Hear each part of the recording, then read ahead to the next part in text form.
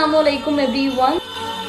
सो एक छोटी सी चीज़ मुझे आप सब लोगों के साथ शेयर करनी थी कि हम सभी चाहते हैं कि एक ऐसा दोस्त हो जो हमें सुने समझे, जिससे हम अपनी हर प्रॉब्लम शेयर करें, जहाँ हमें अपने सीक्रेट रिवील होने का भी डर ना हो, कोई हमें जज भी ना करे, और जब हम चाहें जब हमसे बात करें, कोई टाइम की पाबंदी भी ना हो। तो ऐसा दोस्त तो है, और वो अल्लाह है।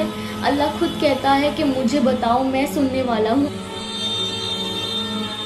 और हम जब भी उससे बात करना चाहेंगे वो तब हमें सुनेगा। कोई टाइम की पाबंदी नहीं है, और कभी हमें जज भी नहीं करता, हमारे गुनाहों पे पर्दा रखता है।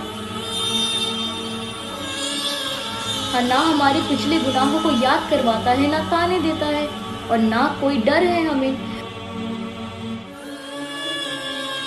तो क्यों हम दुनियाई लोगों में दुनियाई वो दोस्ती ढूंढते हैं, जब अल्लाह हमसे 70 माओं से ज़्यादा मोहब्बत करने वाला है। तो बस मैं इतना ही कहना चाहूँगी कि अल्लाह ताला की इबादत भी करें और साथ में अल्लाह ताला से एक अच्छी वाली दोस्ती भी लगाएं।